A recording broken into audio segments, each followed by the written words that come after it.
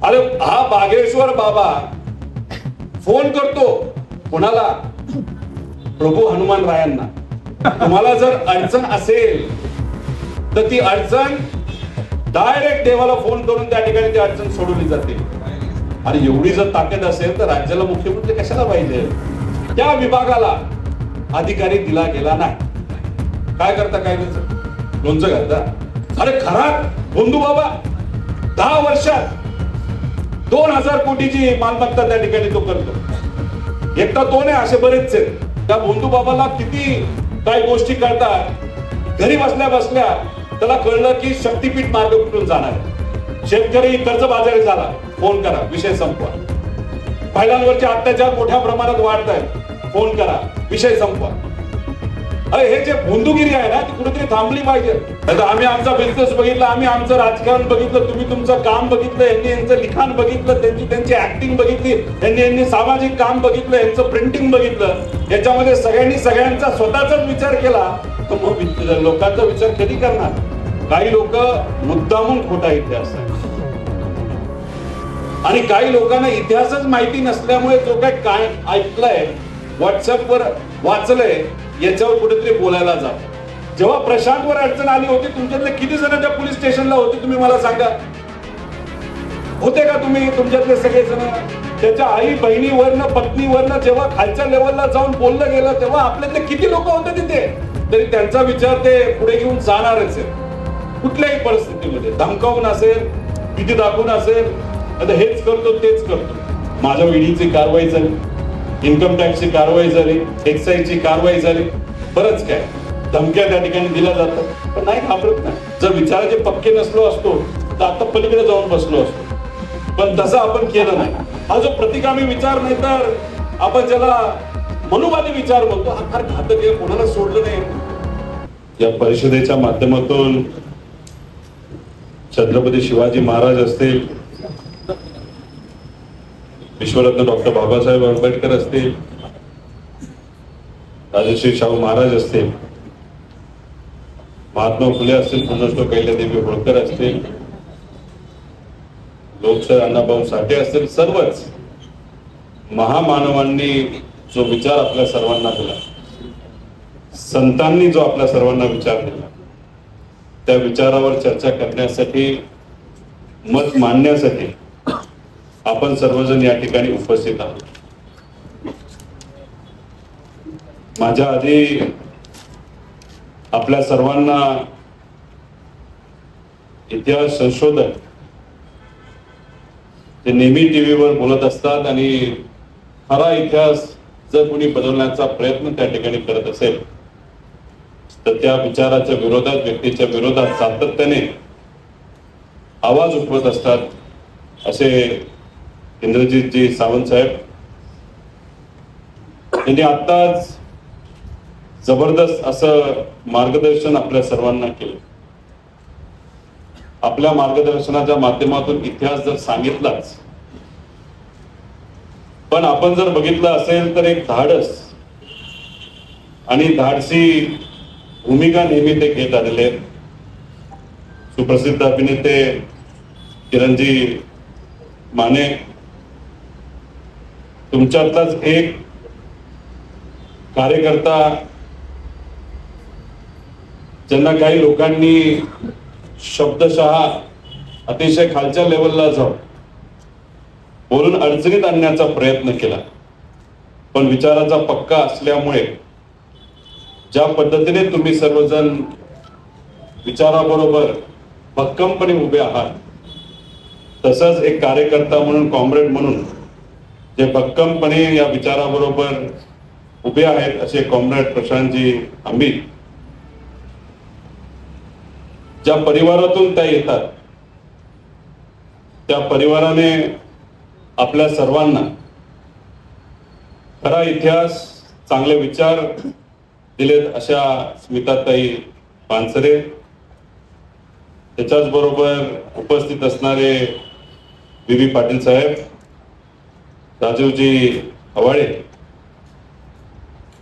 आरतीताई रेडेकर, आपल्या या कार्यक्रमाचे आणि सभेचे अध्यक्ष गिरीश भाऊ कोंडे, रघुनाथ भाऊ कांबळे, वसीमजी मुळीक, बाबासाहेबजी देवकर, शिवाजी भाऊ मगदूम, रुपेशजी पाटील, या कार्यक्रमासाठी ज्यांनी पुढाकार घेतला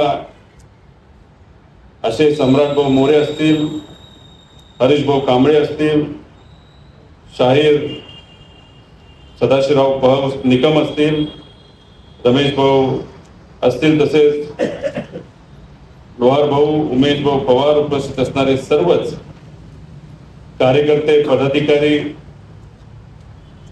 नागरिक, पत्रकार बंधू आणि भगिनी, मला आपल्या सर्वांना विनंती करायची की आपण सर्वजण एका विचारासाठी लढतो.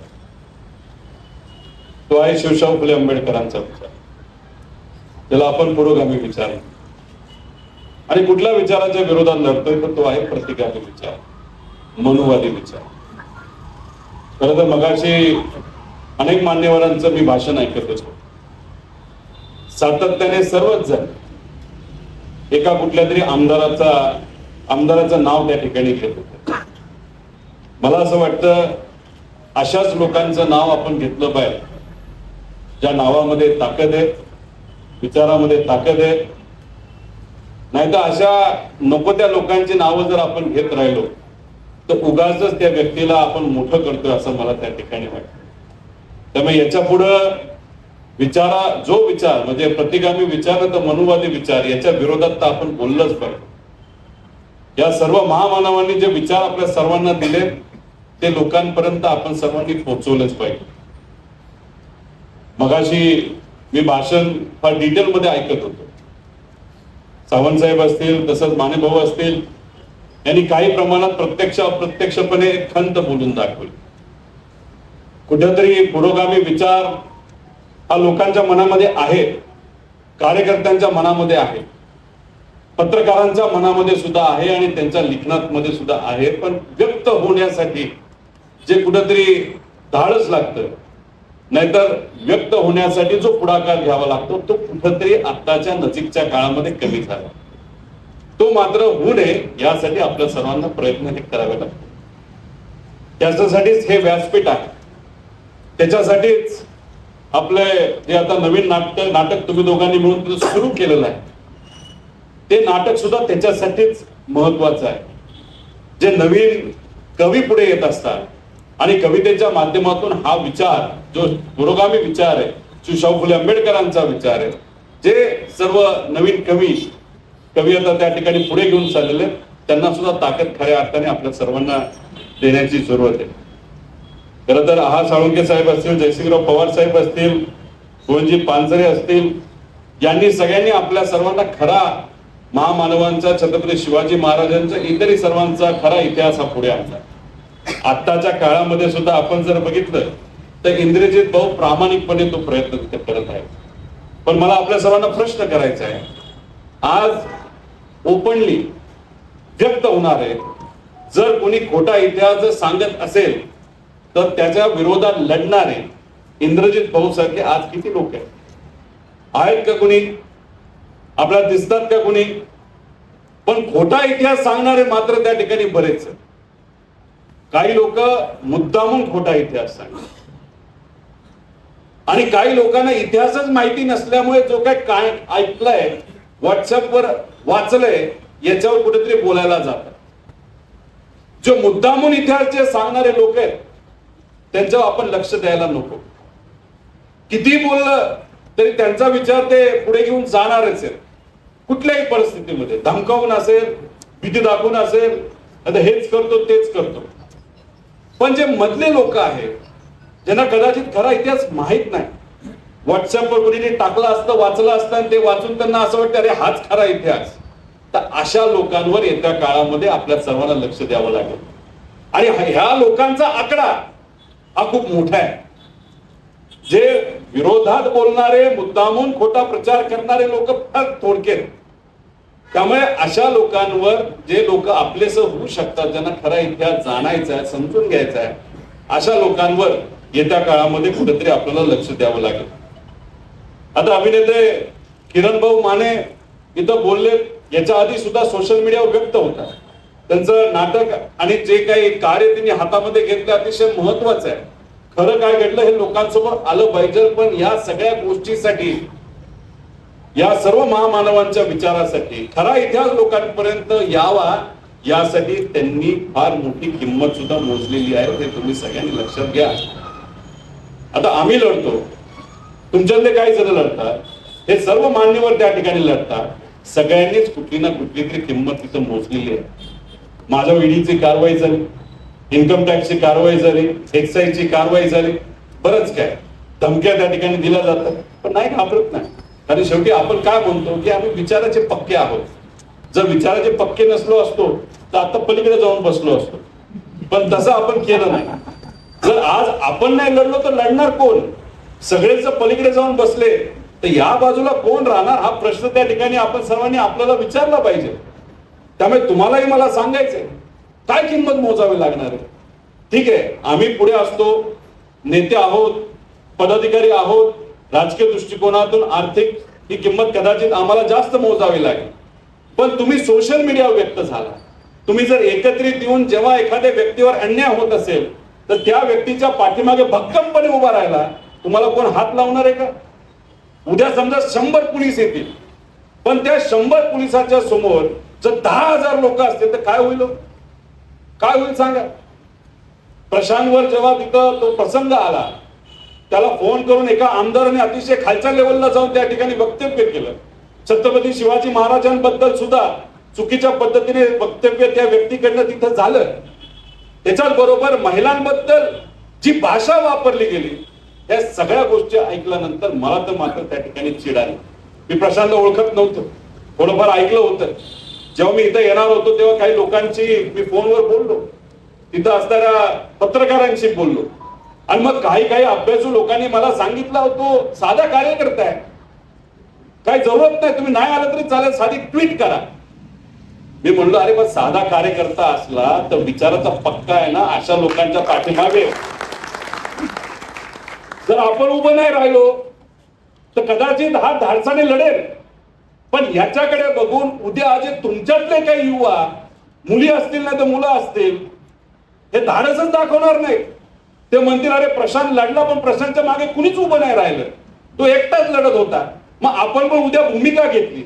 एखाद्या कवीने कविता करत असताना या विचाराचा म्हणजे प्रतिगामी विचाराच्या विरोधात जर कविता केली आणि तो जर तिथं म्हणला, अरे नको, आपल्या पाठीमागे कुणीच उभं नाही राहणार, कविता कितीही चांगली असेल तरी ती कविता पुढे कधीच येणार नाही.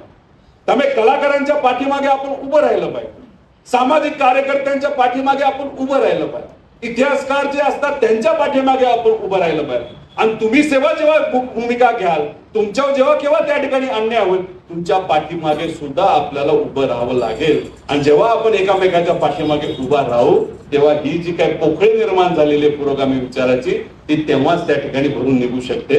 याची जाण त्या ठिकाणी आपण सर्वांनी ठेवावी. आता आम्ही आमचा बिझनेस बघितला, आम्ही आमचं राजकारण बघितलं, तुम्ही तुमचं काम बघितलं, यांनी यांचं लिखाण बघितलं, त्यांची ऍक्टिंग बघितली, यांनी सामाजिक काम बघितलं, यांचं प्रिंटिंग बघितलं. याच्यामध्ये सगळ्यांनी सगळ्यांचा स्वतःचाच विचार केला तर मग लोकांचा विचार कधी करणार? या विचाराचा विचार कधी करणार? तुम्ही म्हणाल काय होतं या विचाराने? तुम्ही मला सांगा, साधा प्रश्न आहे. या राज्यामध्ये, या देशामध्ये आपण जर कुठेही गेलो, आपण जर हा प्रश्न केला, छत्रपती शिवाजी महाराज मोठे होते का? उत्तर काय मिळणार? अरे काय साधा प्रश्न आहे ना. तुम्ही प्रश्नाला उत्तर देण्यासाठी सुद्धा विचार करायला लागला तर उद्या रस्त्यावर उतरून लढायची वेळ ना, तेव्हा तुम्ही कुठे राहणार? जेव्हा प्रशांतवर अडचण आली होती, तुमच्यातले किती जण त्या पोलीस स्टेशनला होते तुम्ही मला सांगा? होते का तुम्ही? तुमच्यातले सगळे जण? त्याच्या आई बहिणीवरनं, पत्नीवरनं जेव्हा खालच्या लेवलला जाऊन बोललं गेलं तेव्हा आपल्यातले किती लोक होते तिथे? हा प्रश्न आपल्याला केला पाहिजे का नाही केला पाहिजे? नाही तर उद्या आम्ही राजकीय दृष्टिकोनातून तुमची भूमिका घेत शेतकऱ्याचे, कष्टकऱ्यांचे, युवांचे, विद्यार्थ्यांचे, महिलांचे प्रश्न, महिला सुरक्षेचे प्रश्न मांडत असताना आमच्यावर कारवाई टाकली, आम्हाला जेलमध्ये टाकलं, तर तुम्ही फक्त म्हणाल अरे वाईट झालं. अरे पण लढणार कोण? लढावं तर आपल्या सर्वांनाच लागेल ना. त्यामुळे जेव्हा केव्हा उद्या जाऊन अशा कार्यकर्त्यांवर तुमच्यावर जेव्हा केव्हा अडचण येईल तेव्हा एकामेकाच्या पाठीमागे आपल्या सर्वांना उभं राहावं लागेल. त्यामुळे मी परत प्रश्न करतो, छत्रपती शिवाजी महाराजांचं कार्य मोठं होतं का नव्हतं? 100% होतं. महात्मा फुलेंचं कार्य मोठं होतं का नव्हतं? डॉक्टर बाबासाहेब आंबेडकरांचं, पुण्यश्लोक अहिल्यादेवी होळकरांचं, अण्णाभाऊ साठेंचं, हे सगळे महामानव त्याच्यासाठीच आपण बोलतो. आणि या महामानवांबद्दलच जर काही लोक खालच्या लेवलला जाऊन बोलत असतील तर मग आपण चिडलो पाहिजे का नाही चिडलो पाहिजे? आपण बोललो पाहिजे का नाही बोललो पाहिजे? काही प्रतिगामी विचाराची लोक याला लिटमस टेस्ट म्हणतात.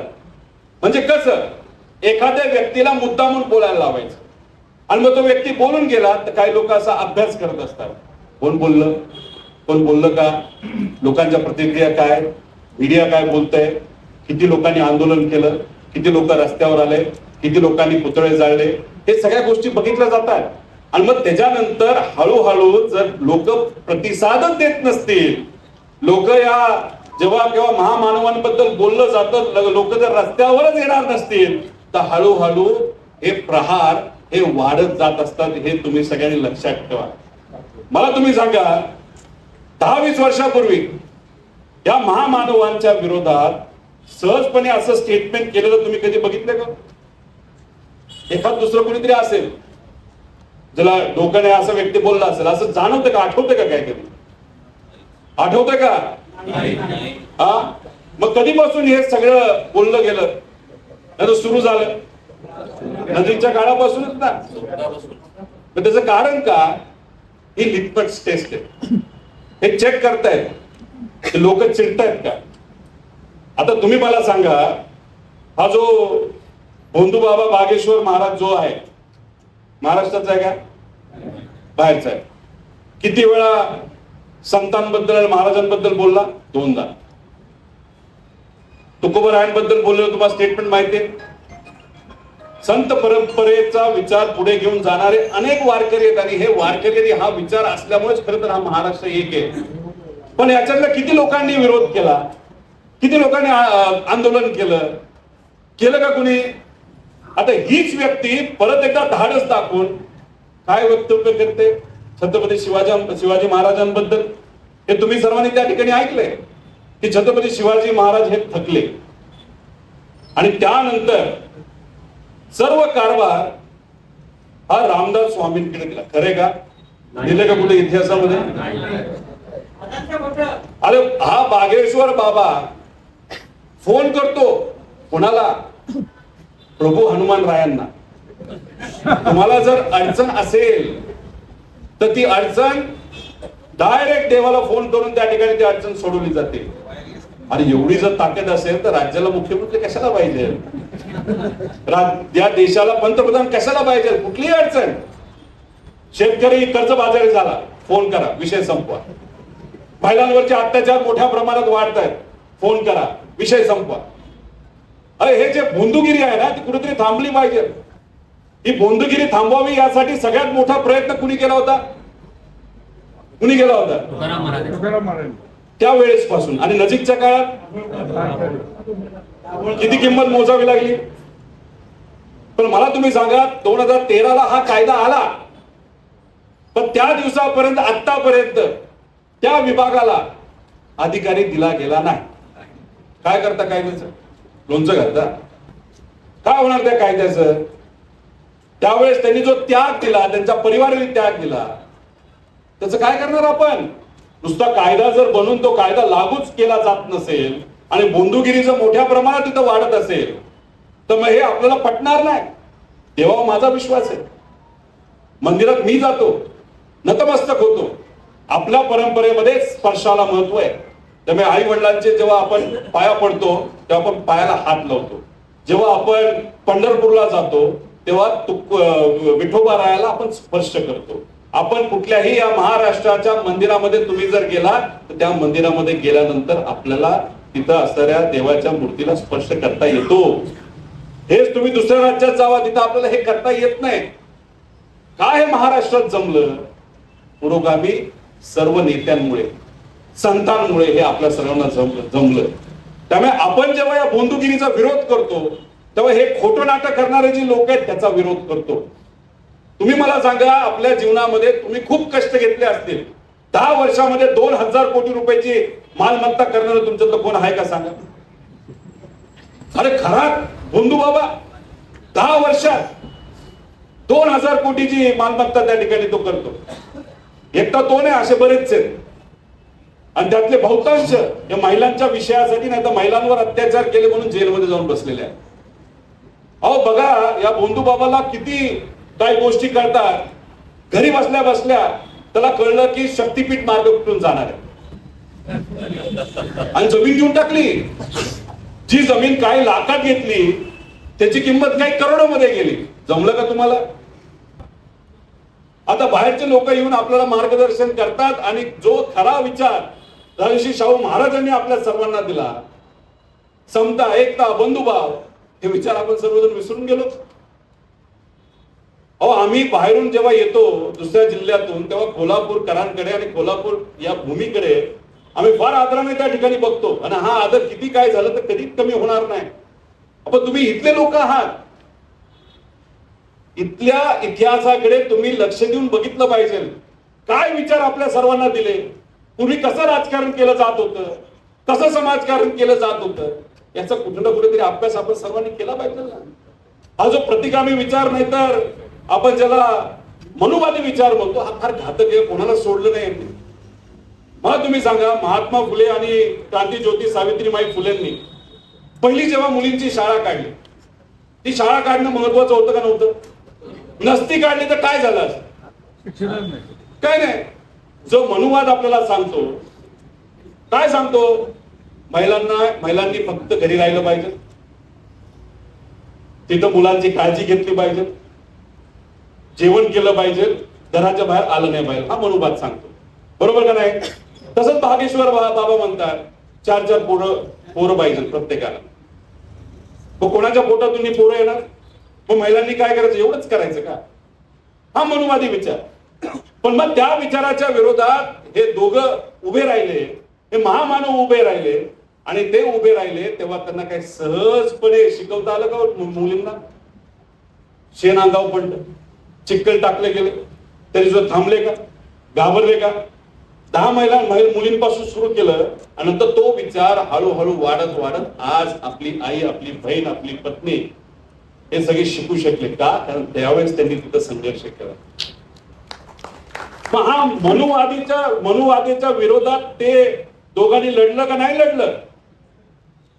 पण ज्ञानेश्वर माऊली महाराजांना या विचाराच्या विरोधात लढावं लागलं का? लढावं लागलं का नाही लागलं?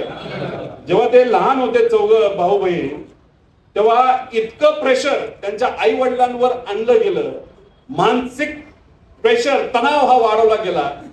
काय केलं त्यांच्या आई वडिलांनी शेवट? काय केलं? त्यांनी ती आत्महत्या केली असली तरी प्रेरित कुणी केलं हे विसरून चालणार आहे का? तुकोबारायांना अडचण आली नव्हती का? आली होती का नव्हती? होती ना. छत्रपती शिवाजी महाराजांना अडचण आली नव्हती का? काही जवळच्याच लोकांनी तिथं त्यांना अडचणीत आणण्याचा प्रयत्न केला. जेव्हा छत्रपती शिवाजी महाराजांनी रयतेचं स्वप्न मनामध्ये ठेवलं, त्यांच्या हातात काय होतं? काय होतं? स्वतःचं हक्काचं राज्य होतं का? सैन्य होतं का? पैसा होता का?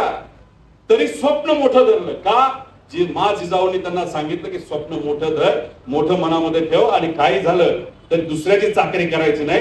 रयतेचं राज्य या जगाला, या लोकांना त्या ठिकाणी आपण दाखवून द्यायचं आणि त्याच्यामध्ये 18 पगड जाती आणि सगळ्यांना घेऊन त्या ठिकाणी आपल्याला ते स्वप्न बघितलं, ते पुरं केलं, त्यासाठी संघर्ष केला. म्हणून आज आपण सर्वजण छत्रपती शिवाजी महाराजांचं नाव अभिमानाने घेतो. आणि फक्त आपण घेतो असं समजू नका. या जगामध्ये आदराने नाव छत्रपती शिवाजी महाराजांचं त्या ठिकाणी घेतलं जातं. आता महात्मा फुलेंनी कोणाची समाधी शोधली? पण छत्रपती शिवाजी महाराज गेल्यानंतर, म्हणजे आपल्यातून गेल्यानंतर तो जो मधला काळ होता त्या काळामध्ये समाधी कोणाला सापडली नाही का? कधी विचार केलाय का?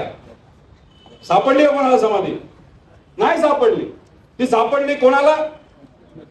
का सापडली ती? का सापडली? स्वप्न तर आलं नाही ना, कारण का त्यांनी ती शोधली. का शोधली? कारण का छत्रपती शिवाजी महाराज एक प्रेरणा आहे आणि जाती धर्माच्या पलीकडे जाऊन लोकांना प्रेरणा देणारी व्यक्ती जर कोण असेल तर ती छत्रपती शिवाजी महाराज आहे. आणि मग त्यांच्यानंतर डॉक्टर बाबासाहेब आंबेडकर असतील, त्यांनी लोकांसाठी केलं. सगळ्या महामानवांनी तिथं संघर्ष केला. डॉक्टर बाबासाहेब आंबेडकरांना सुद्धा संघर्ष करावा लागला याच प्रतिगामी विचाराच्या विरोधात. पण मग म्हणून मी तुम्हाला सर्वांना सांगतो, जेव्हा आपण जयंती साजरी करतो, पुण्यतिथी साजरी करतो, नाहीतर पुण्यतिथी त्या ठिकाणी तिथं आपण नतमस्तक होतो त्यांच्या कार्यासमोर, तेव्हा तिथं कुठेतरी आपण हे समजून घेतलं पाहिजे की ह्या महामानवांना आपण एवढं महान का समजतो? कारण त्यांचं कर्तृत्व, त्यांचे विचार तिथं महान होते. आणि म्हणून सांगतो की हा जो संघर्ष आहे हा तसा सोपा नाही आणि याच्यामध्ये तुम्हा आपल्या सगळ्यांना तिथं एकत्रित यावं लागेल. आता इतिहासाबद्दल बोलायला गेलं तर खूप काय बोलू शकतो, पण एवढे महान वक्ते माझ्या आधी बोलून गेलेत, त्यामुळे मी इतिहासावर खूप काय त्या ठिकाणी बोलणार नाही. फक्त एवढंच आहे की आज आमच्यावर सुद्धा तिथं कुठं ना कुठेतरी एक दबाव आणण्याचा प्रयत्न केला जातो. आता काल परवा एका चिमुरडीवर एका व्यक्तीने अत्याचार केला आणि दुर्दैव असं त्या लहान मुलीला मारलं गेलं. आता ही काय एक घटना होती का? अशीच घटना बीडला घडली, बारामतीला घडली, पुण्याच्या दुसऱ्या तालुक्यांमध्ये घडली, इतरही महाराष्ट्राच्या कानाकोपऱ्यात दुर्दैवाने ही घटना तिथे घडते. त्यामुळे तो आमदार जेव्हा आई बहिणीबद्दल खालच्या लेवलला जाऊन शिवीगाळ करतो, ही जी विचारसरणी आहे ही अनेकांच्या मनामध्ये त्या ठिकाणी ती आहे आणि ती विचारसरणी तिथं असल्यामुळेच हे कृत्य करणाऱ्याला हे कृत्य करायला काही वाटत नाही. अजितदादांचा ऍक्सिडेंट झाल्यानंतर माझ्या मनामध्ये शंका आहे. शंका असू नये का? काय शंका? काही गोष्टी मी मांडल्या, त्याला उत्तर मला तिथे मिळालं नाही. मग शंका असेल तर तिथं आम्ही पोलीस स्टेशनला जाऊन तिथे FIR करण्यासाठी विनंती करणार, आम्ही ती केली. या महाराष्ट्राच्या उपमुख्यमंत्र्यांच्या ऍक्सिडेंट बद्दलचा FIR या महाराष्ट्रामध्ये जर होत नसेल तर सामान्य लोकांना न्याय मिळणार आहे का? त्या लहान मुलीला न्याय मिळणार आहे का? कोपडीला जी घटना घडली, 10 वर्ष होऊन गेले, काय पुढे झालं कोणालाच काय माहित नाही. SIT केल्या जातात, फास्ट ट्रॅकवर आणलं जातं, पण परत सगळेच विसरून जातात. हो, मीडिया विसरून जाते, तुम्ही विसरून जाता, आम्ही विसरून जातो विरोधक म्हणून, तिथं नेते विसरून जातात, सत्तेतले लोक विसरून जातात आणि म्हणतात की ठीक आहे थोडं वेळ थांबूया, लोकच विसरून जातात. तसं अजितदादांच्या बाबतीत काही लोकांच्या मनामध्ये विचार आहे, किती दिवस लढणार? मला त्यांना एवढंच सांगायचंय, आम्ही सर्वजण महाराष्ट्रातली मराठी माणसं आहोत, आम्ही घाबरणारी नाही आहोत आणि आम्ही आमच्या माणसांना न्याय दिल्याशिवाय आम्ही स्वस्थ बसणार नाही. तुम्ही म्हणाल दादांचा विषय किती दिवस तू पुढे घेऊन जाणार? मला तुम्ही सांगा, पवार परिवारातला एक व्यक्ती म्हणून अजितदादांच्या बाबतीत जे झालं त्याबद्दल मला जर शंका असेल, ते माझे काका होते, आमचे नेते होते, तर त्यांच्यासाठी मी लढलं पाहिजे का नाही लढलं पाहिजे? तर मी लढतोय ना.